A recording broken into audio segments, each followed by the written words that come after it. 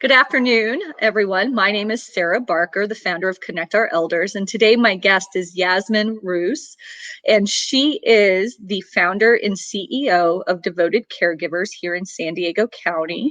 I actually know Yazmin from a former employer, so I'm really excited for her to share who she is, her journey, and what's led her to owning her own home care company. So thank you for being with me today, Yazmin. Oh, well, thank you. You're welcome. So share a bit about your background and when you got into home care. Well, basically, I started taking care of people, and by people I mean my mom, since I was like 10, because my mom had really difficult like health issues, surgeries and stuff like that. So I started with her, helping her, shower, even cooking since I was 10. So I already had an idea that I like that I really love helping others, especially, you know, post op my mom because of my mom. Mhm. So right after high school, I went to college, and my idea was to be, like a psychologist. So I only got my associate's degree in psychology, but I still had that nursing like in the back of my head, right? Mhm. So when I finished, my associates, I still wanted to pursue nursing. So what I did, I started with a home care. So I started as a caregiver. I started as a caregiver. I learned so much, and that's when I decided, I'm going to do nursing. So while I was in nursing school, I was still doing home care. Okay. And yeah, I did home care for 3 years. 3 years. I had my regular clients, and when I graduated, I went and moved on, still in home care, but as an admin now. So I Okay. graduated from caregiving and went as a scheduler. So Mhm. that's how I started. That's where I met you at the last company that I Mhm. used to work. And then after that, I never left home care, and that's what I like and what I enjoy the best. And what you know and do well. So I want to talk a little bit about the fact that you've been a caregiver Hmm. and you've been a scheduler. And Hmm. I think that those two jobs are the hardest, most Yeah, difficult jobs in any home care organization. yeah. So could we spend a few minutes talking about how the fact that you've been a caregiver, well, hold on, let's hold off on that. So let's talk about the caregiver role and Hmm. the difficulties of being a caregiver, the patience level that it takes with clients. Can you share with the audience about the realities of being a caregiver? Yeah, so I remember that as soon as I got the job, I was 18, and as soon as I got the job as a caregiver, they just threw me out there. I remember with a bedbound client, and I already had a little experience, like I mentioned before, but it was really hard. It was really hard Mhm. because I was young. I was 18, and then as soon as I walk into the client's room, um, you can just feel the tense of the family members, because they're there, but they don't do the physical work like us, like the caregivers Mhm. do. Mhm. So we have to deal with taking care of the client, Mhm. making him feel comfortable. If it's hospice, if it's dementia, if it's even like brain injuries, um, make them feel comfortable Mhm. and clean after them and do those things. But at the same time, you're also taking care of the family members. You're their psychologist. You're their mentor. You're their, they vent to you. So Mhm. it's mentally and physically draining, and that's, Exhausting. I think, that what really helps me is that I've been there. I've been on those shoes. That's why I can connect so much with my caregivers. I'm glad that you made that bridge because that's why I asked you that question because now that you own your home care organization, I'm really interested to hear directly from you, right? I wanted to know how the fact that you started out as a caregiver and as a scheduler plays into the success of your company. Yeah, I mean, it helps me a lot. And I think that's the difference between other home care agencies too. Because I've Mhm. been there, I've been on their shoes. I mean, I love my schedulers now. I have two schedulers, and I can see I'm more of a leader more than just because I've been there. I've been so stressed. I've been 7 p.m. still trying to schedule some shifts. I've been there, so I'm literally like next to them, and I'm like, how can I help? Okay, let's you call A through I don't know D caregivers, and I'll call the F to G caregivers or whatever. Yeah. Um, because I know how stressful it is as a scheduler. Scheduling, I could never do it because not only I mean, it's like playing Tetris with people, Oh my right? God, Trying to yes. figure out And where it then you all have to fits. match. That's the thing. That's the puzzle right there. If the client, you know that the client used to be a baseball player, and then you have two caregivers that their availability matches, but if their personality wise, if you know that that caregiver, have, I don't know, like a son that plays baseball, so she's more, into that, Yeah.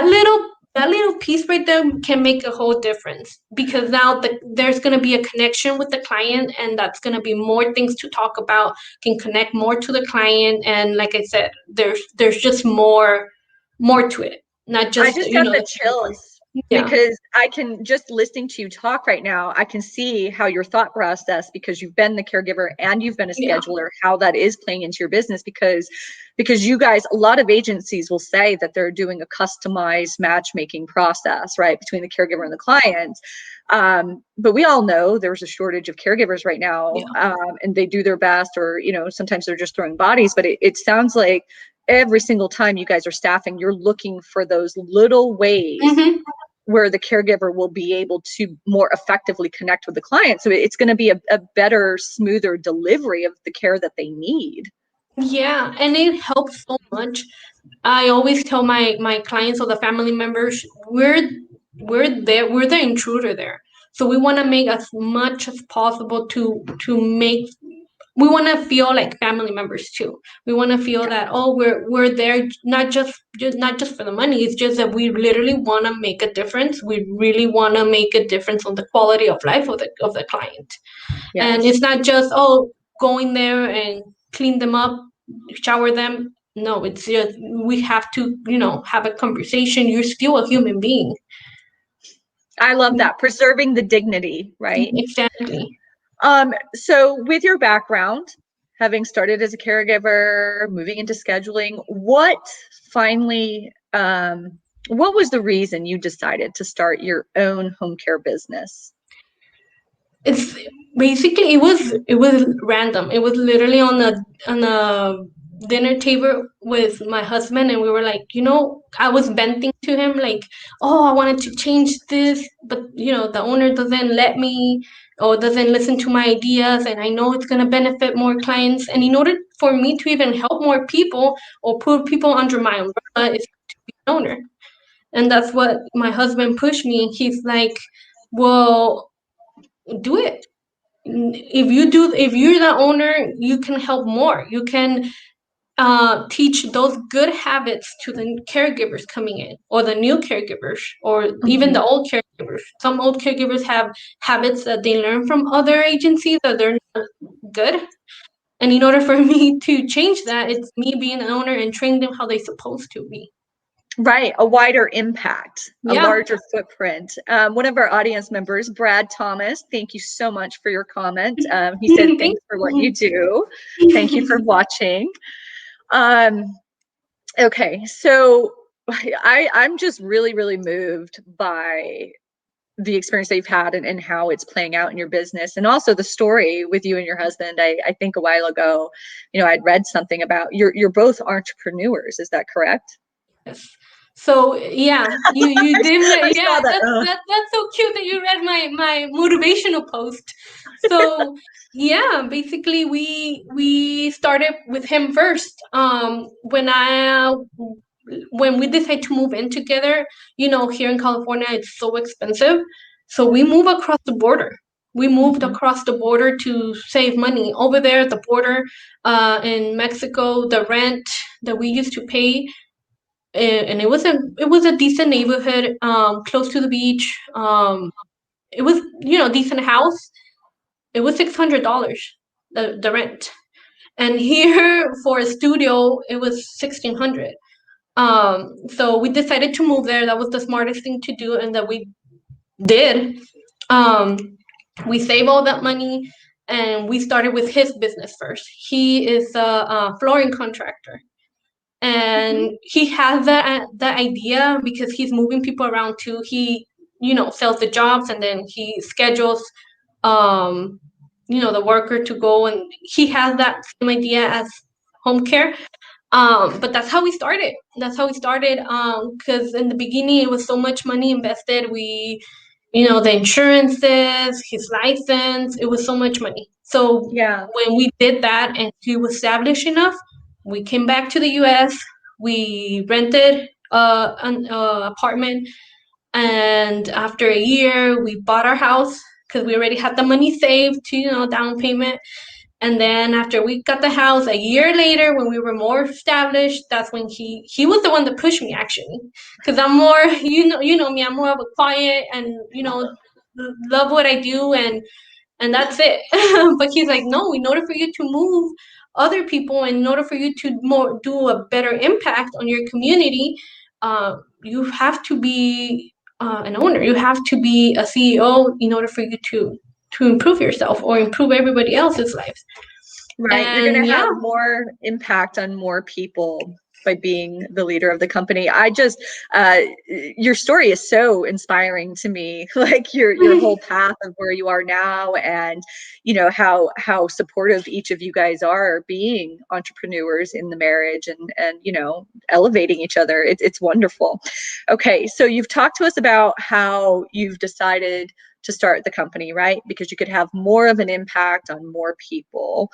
What services exactly? I notice when I say home care to people that are not in the industry, what's home care, right? But we know it means caregiving services. So could you share with the audience what exactly is home care, and what is caregiving services? Yeah, so home care, it's non-medical. The difference Mhm. between home health. Home health, it's more skilled. Home care, it's basically having the opportunity of having a caregiver to your house, inside your house, and make that's the opportunity of you being in your house at the comfort of your house. The caregiver will cook for you, will help you, remind you about your medications. We help with activities of daily living, which include, bath, either showers, or even if the client is bedbound, we do the whole cleaning in the bed. Um, we go grocery shopping for them, take errands for them. I mean, there's plenty of more, but that's basically the activities of daily living. Mhm. Um, we try our best to keep the client at home for the longer possible. Right. Um, yeah, especially now with COVID, it's harder for family members to want their loved one in the facility because they don't want, to get exposed with COVID. So right now it's a big deal. And Mhm. also because of the same reason, COVID, clients get depressed, they get lonely, they get, um, they just need a body, somebody to, to connect, and that's where we come.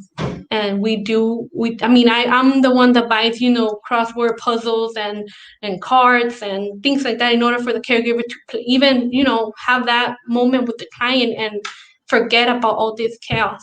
Yeah. But we also we work hand on hand with hospice agencies. Mhm. We work Mhm. hand on hand with facilities to prevent clients from falling or getting readmitted to the hospitals. We don't want Mhm. that. We want them to feel comfortable in being at home. Okay. Well, you do a great job explaining it. Thank you for sharing that with the audience. So, Yasmin, people that maybe have a loved one that feel could benefit from some care in the home, so they can age in place, or, you know, any types of advisors that are listening right now that may have clients that need services, caregiving services, how can they contact you and learn more about Devoted Caregivers? We have our website. That's like the best way to even read more about us. Okay. And our website is devotedcaregiverssd.com. There's always my Facebook page from Devoted Caregivers. We have an Instagram. We're all over social media just Your because little we girl is want so to. cute, by the way. Sorry, I love the pictures when you post pictures of her. She is darling. Oh my Oh, goodness. thank you. Thank you. And yeah, her favorite word is caregivers. She cannot pronounce devoted, but yeah, caregivers. Caregivers. She's awesome. So they can go to your website. You said it's www.devotedcaregiverssd.com. What about a telephone number? It's 619-856-4320. Okay, awesome. So again, anybody listening, if you have a loved one or if you have clients that you feel could benefit from caregiving services, or better yet, you don't even have to be the one to decide that they need caregiving services. You just think they could benefit from more information about it as a resource. You know, proactive planning is always a good thing.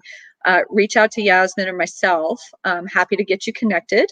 As a reminder, my name is Sarah Barker, founder of Connect Our Elders. The entire intention of Connect Our Elders is to empower the aging process through education around resources, navigation through those resources, and ongoing advocacy. Yazmin, thank you so much for being with me today. And And I thank look you for forward the to working with invite. you. Oh, absolutely. Bye.